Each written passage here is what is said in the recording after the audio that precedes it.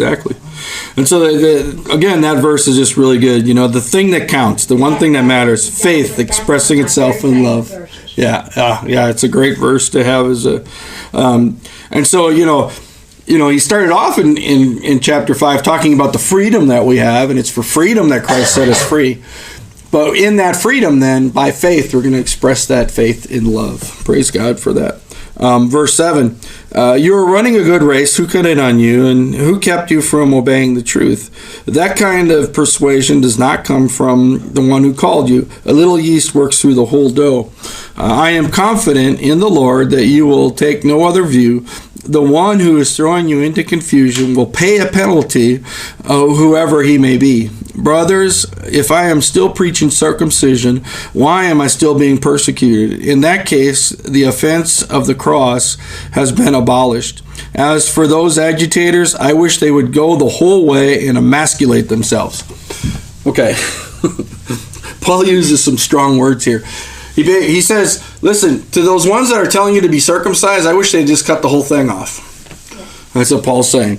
That's pretty strong language. But Paul doesn't mix words. You know, he's going to share the truth. He's going to share the truth in love, and he's going to share the reality. And he's saying, listen, and these ones that are trying to bring you back into the circumcision, trying to bring the law back in, because they're abolishing Christ, because they're putting Christ aside, then God's going to judge them. God's going to take care of this. That's another principle. You know, judgment is mine, saith the Lord. I will recompense.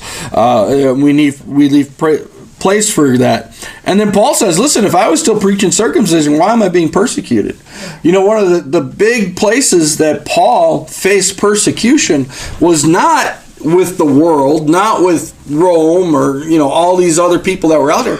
The big persecution he faced was with Jewish people that were against him, and one of the things that they were against him was because of circumcision, and they wanted to have the Jewish laws and the Jewish ways, and circumcision was their focal point, and they would attack Paul because of it. And then even within the church, there was those that tried to bring circumcision into the church, and Paul was having this constant fight with these Judaizers, with these group of the circumcision group, and they would constantly be going after Paul. And man, how sad is that, where it was even Christians, quote unquote, people in the church that were attacking Paul because they wanted to bring this thing in. And he's like, listen, I can't do it.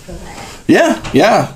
Peter, they're in the group, and Peter's hanging out with the Gentiles, and then some ones that came from the circumcision group, which Jesus' brother, James, was one that was a leader and one that was with the circumcision group,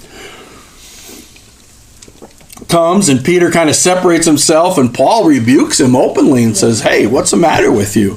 You can't be doing that. And that's how important it was to stay away from that and not to bring it in. Now, in our times, some of the laws that people would bring in are going to be different than circumcision. That's not the big issue today.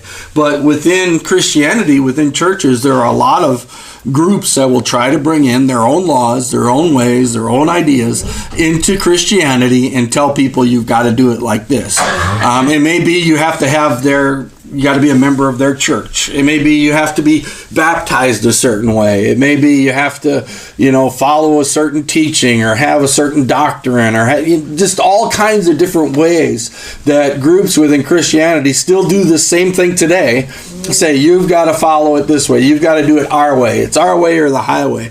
There's some groups, if you weren't baptized in their group and the way they say that you were baptized, you're not saved. If you're not a member of their church, then you're not saved. If you're not, can I tell you that any of that stuff is wrong? Yeah. It's wrong. It's by faith in Jesus Christ. We confess with our mouth Jesus, believe in our heart God raised him from the dead. We're saved. That's how it is.